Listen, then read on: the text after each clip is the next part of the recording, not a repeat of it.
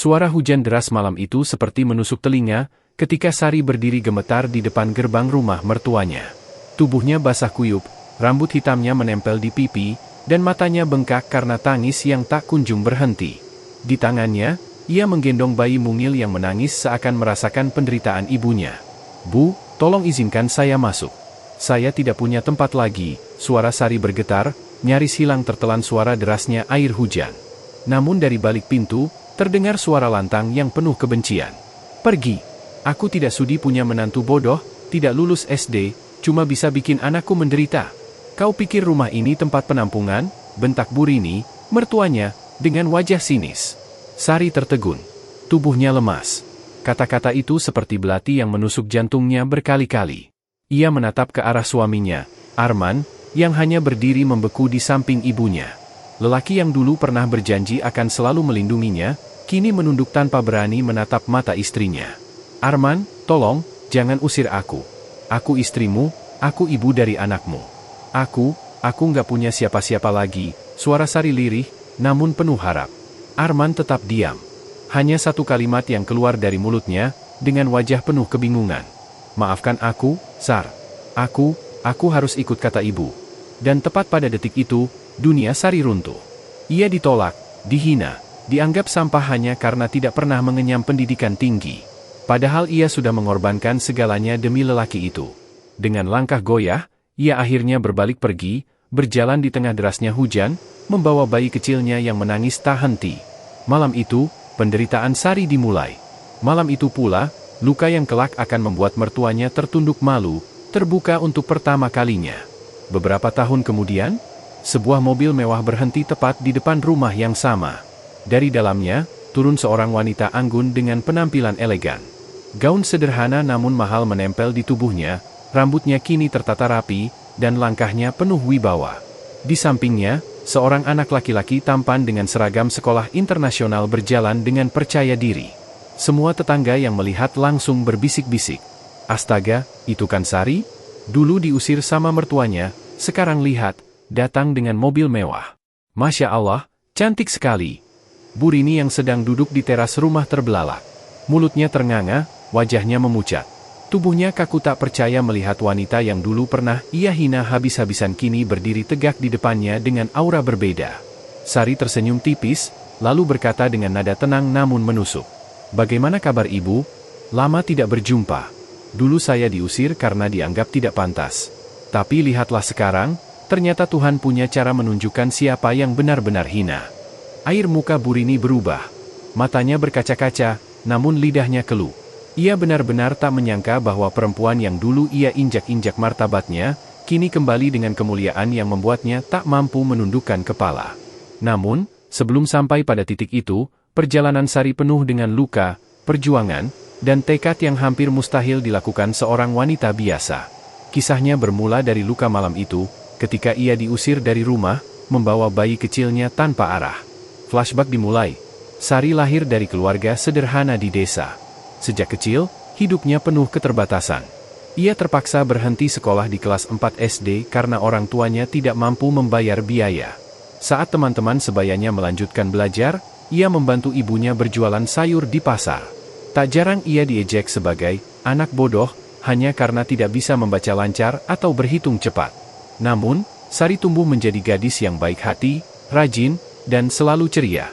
Itulah yang membuat Arman, seorang pemuda dari keluarga berada, jatuh hati padanya. Cinta mereka ditentang keras oleh Bu Rini, ibu Arman, yang menganggap Sari tidak pantas mendampingi anaknya yang sudah sarjana. "Mau jadi apa masa depanmu kalau menikah sama perempuan yang bahkan ijazah SD pun tidak punya?" bentak Bu Rini dulu. Tapi cinta Arman begitu kuat kala itu. Ia melawan ibunya, bahkan nekat menikahi Sari meski tanpa restu. Sari pun berusaha menjadi istri yang baik, meski ia sering merasa minder berada di tengah keluarga besar suaminya yang semuanya berpendidikan tinggi. Namun, seiring berjalannya waktu, Arman mulai goyah. Ia sering mengeluh bahwa Sari tidak nyambung diajak bicara, tidak bisa menyesuaikan diri dengan lingkungan kerja Arman yang penuh orang pintar. Perlahan, cinta yang dulu membara, mulai memudar. Dan puncaknya terjadi malam itu, ketika Sari benar-benar diusir bersama anaknya. Air mata terus mengalir membasahi pipi Sari saat ia berjalan di jalanan gelap, tanpa tujuan, Tanpa tempat tinggal, hanya berbekal keyakinan bahwa Tuhan pasti menolongnya. Ia bahkan tidak tahu bagaimana harus memberi makan anaknya keesokan harinya. Namun, dari situlah perjuangan sebenarnya dimulai, perjuangan seorang wanita yang kelak akan membuktikan bahwa martabat tidak diukur dari ijazah, tapi dari hati dan kerja kerasnya. Malam itu, setelah diusir oleh mertua dan ditinggalkan oleh suaminya sendiri, Sari berjalan tanpa arah, tubuhnya gemetar karena basah kuyup diguyur hujan, pelukannya pada bayi mungilnya semakin erat seolah ingin melindunginya dari dunia yang begitu kejam. "Sabar ya nak, jangan nangis, ibu ada di sini," bisiknya dengan suara serak menahan tangis. Perutnya kosong, tubuhnya lelah, namun hatinya lebih hancur lagi karena rasa dikhianati. Ia tak pernah membayangkan lelaki yang dulu bersumpah di depan penghulu akan setia sampai mati, bisa tega membiarkannya terhempas begitu saja hanya demi menuruti ibunya. Malam itu ia tidur di emperan toko, dengan alas seadanya dari kardus bekas yang ia temukan. Bayinya menangis hampir semalaman, membuat hati Sari terasa remuk, namun ia tetap berusaha menimang dan menenangkan. Udara dingin menusuk tulang, hujan yang tak kunjung reda membuat bajunya basah, tapi Sari tidak peduli. "Asal kamu bisa tidur nak, ibu rela," katanya sambil mengusap pelan kepala kecil anaknya. Hari-hari berikutnya menjadi neraka bagi Sari. Ia bangun setiap pagi mencari sisa makanan di pasar untuk dirinya dan anaknya. Kadang ia hanya mendapatkan sayur busuk yang dibuang orang, kadang roti basi yang dilempar pedagang. Namun, seburuk apapun makanan itu, ia tetap berusaha membersihkannya dan memberikannya untuk anaknya. Ia sendiri sering menahan lapar, memilih tidak makan agar anaknya bisa minum susu meski hanya air tajin. Beberapa orang pedagang pasar iba melihat nasib Sari, ada yang memberinya sedikit uang receh, ada yang menyodorkan nasi bungkus. "Kuat ya, Dik, demi anakmu. Jangan putus asa," kata seorang ibu penjual sayur suatu pagi sambil menyodorkan sisa dagangannya. Kata-kata itu seperti obat penenang, membuat Sari kembali kuat berdiri. Meski hidupnya terpuruk, Sari tidak pernah mengeluh. Ia terus berusaha mencari cara agar bisa bertahan. Awalnya ia menjadi kuli cuci pakaian di kampung, dibayar dengan uang pas-pasan. Tangannya lecet, kulitnya rusak karena deterjen, tapi ia tetap tersenyum melihat anaknya tumbuh sehat. "Tidak apa-apa, nak, tangan ibu sakit, yang penting kamu bisa sekolah nanti," katanya suatu malam sambil menatap anaknya yang tidur pulas di pangkuannya. Namun, cobaan tidak berhenti di situ. Seringkali ia masih dihina tetangga. "Itu loh Sari, menantu Burini yang dulu diusir, sekarang jadi tukang cuci. Memalukan," bisik seorang ibu-ibu sambil tertawa. Sari hanya menunduk, pura-pura tidak mendengar, meski hatinya perih. Ia tahu, hinaan itu seperti garam yang ditabur di luka, namun anehnya justru membuat tekadnya semakin keras. Suatu hari, saat sedang mencuci pakaian di rumah seorang majikan, Sari melihat televisi yang menayangkan berita tentang wanita sukses meski berasal dari keluarga miskin. Wanita itu bercerita bagaimana ia bangkit dari nol, belajar sendiri meski tidak pernah sekolah tinggi, dan akhirnya bisa memiliki usaha besar. Sari tertegun, matanya berbinar-binar. "Kalau dia bisa, kenapa aku tidak?" gumamnya dalam hati. Malam itu, setelah selesai bekerja, ia duduk di kamar kontrakannya yang sempit sambil menatap anaknya. "Nak, ibu janji. Ibu nggak akan biarin kamu jadi bahan hinaan seperti ibu. Kamu harus sekolah, kamu harus pintar, kamu harus punya masa depan. Ibu akan kerja keras sampai kapanpun," katanya sambil menggenggam tangan kecil anaknya. Sejak saat itu, Sari mulai mencari peluang. Ia tidak hanya mencuci baju, tapi juga mencoba membuat kue sederhana untuk dijual. Awalnya hanya roti goreng dan pisang goreng yang ia titipkan ke warung dekat rumah. Tidak mudah, banyak yang meremehkan. "Ah, kue kampungan gini siapa yang mau beli?" kata seorang pembeli dengan nada meremehkan. Tapi Sari tidak menyerah. Setiap hari ia mencoba resep baru, belajar dari orang-orang, bahkan dari majikannya yang baik hati. Lama-kelamaan, dagangannya mulai disukai. Rasanya yang enak dan harganya murah membuat banyak orang ketagihan. Dari keuntungan kecil itu, ia sisihkan sedikit demi sedikit untuk membeli buku tulis dan pensil untuk anaknya. Meski anaknya masih kecil, Sari sudah bertekad bahwa pendidikan anaknya harus jadi nomor satu. Namun perjuangan itu bukan tanpa air mata. Tidak jarang dagangannya basi karena tidak laku, membuatnya rugi. Pernah suatu malam ia menangis sejadi-jadinya karena hanya mendapat uang Rp5.000 setelah seharian bekerja. Tapi setiap kali hampir menyerah, ia teringat wajah anaknya. Bayi mungil yang kini mulai bisa berlari kecil, memanggilnya, "Ibu," dengan suara polos, selalu menjadi alasan terbesar untuk bertahan. Aku tidak boleh kalah, aku tidak boleh berhenti, ucapnya pada diri sendiri. Waktu terus berjalan. Tahun demi tahun berlalu. Usaha kecil Sari mulai berkembang. Ia tidak lagi hanya menjual kue goreng, tapi juga mulai menerima pesanan nasi kotak untuk acara. Banyak orang yang awalnya meremehkan kini mulai mengakui kelezatan masakannya. Masakan Mbak Sari enak sekali, murah lagi. Besok pesan lagi ya, kata salah satu pelanggannya. Dari situlah, nama Sari mulai dikenal di lingkungan sekitar. Bahkan ada seorang pengusaha catering besar yang tertarik dan menawarkan kerjasama. Sari terkejut, ia yang dulu hanya dianggap bodoh dan tidak berguna, kini mulai dipandang oleh orang-orang. Di sela perjuangannya, ada saat di mana ia tidak bisa menahan rindu pada suaminya. Kadang ia bertanya-tanya, apakah Arman pernah memikirkan dirinya? Apakah ia menyesal telah membiarkannya pergi? Namun setiap kali rindu itu datang, ia mengingat kembali malam kelam ketika ia diusir. Luka itu cukup dalam untuk mengingatkan bahwa ia tidak boleh lagi berharap pada seseorang yang sudah mengkhianati. Hanya dirinya dan anaknya yang layak ia perjuangkan. Hari-hari keras itu membentuk Sari menjadi wanita baru. Wanita yang dulu dianggap hina karena tidak punya ijazah, kini belajar banyak dari kehidupan. Ia belajar menghitung modal dan keuntungan, belajar merancang menu, bahkan belajar sedikit demi sedikit menulis dan membaca dengan lancar agar tidak tertipu orang.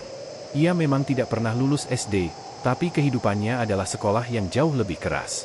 Sampai akhirnya, setelah bertahun-tahun, usahanya berkembang pesat. Sari yang dulu hanya kuli cuci kini memiliki usaha catering besar dengan puluhan karyawan. Rumah kontrakannya yang sempit kini berganti rumah sederhana namun layak. Anaknya kini sudah bersekolah di sekolah internasional, berbicara dengan bahasa Inggris yang lancar, sesuatu yang dulu tak pernah ia bayangkan.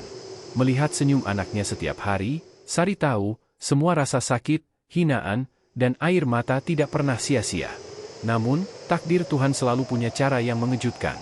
Kesuksesan Sari suatu hari mempertemukannya kembali dengan masa lalu. Masa lalu yang penuh luka, masa lalu yang membuatnya diusir, masa lalu yang bernama Arman dan Burini.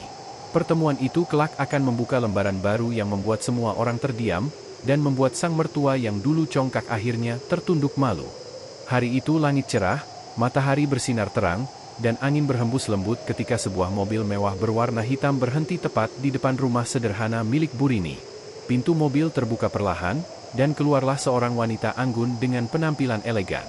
Gaunnya sederhana namun terlihat mahal, langkahnya penuh percaya diri, wajahnya memancarkan ketenangan seorang yang sudah melewati badai kehidupan.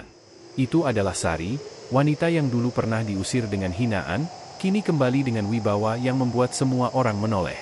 Di sampingnya, seorang anak laki-laki berusia sekitar 10 tahun turun dengan seragam rapi dari sekolah internasional, wajahnya tampan, senyumnya menawan, dan tutur katanya sopan. "Ibu, ini rumah nenek, ya?" tanyanya polos. Sari hanya mengangguk, meski hatinya bergejolak, mengingat kembali malam kelam ketika ia diusir dari rumah yang sama. Tetangga yang melihat langsung berbisik-bisik, penuh rasa heran. "Astaga, itu Sari kan? Dulu diusir Burini katanya cuma tukang cuci. Sekarang datang dengan mobil mewah. Masya Allah, cantik sekali, auranya beda," bisik seorang ibu sambil menutupi mulutnya. "Iya, dulu kasihan banget, bawa bayi kehujanan diusir Uis, tapi lihat sekarang, Tuhan memang adil," sahut yang lain. Suara-suara itu jelas terdengar hingga ke dalam rumah, membuat Burini yang sedang duduk di kursi goyang terbelalak kaget. Ia buru-buru berdiri, wajahnya memucat, jantungnya berdetak cepat. Tak percaya bahwa menantu yang dulu ia hina habis-habisan kini berdiri gagah di depan rumahnya. "Assalamualaikum, Bu," ucap Sari dengan suara tenang namun berwibawa. Burini tercekat, suaranya hilang. Anak yang dulu ia hina sebagai bodoh, miskin, dan tidak pantas, kini hadir dengan aura seorang wanita kuat yang membuatnya merasa kecil. Sari, kamu sudah kembali," suaranya gemetar. Sari tersenyum tipis. "Iya, Bu. Saya kembali.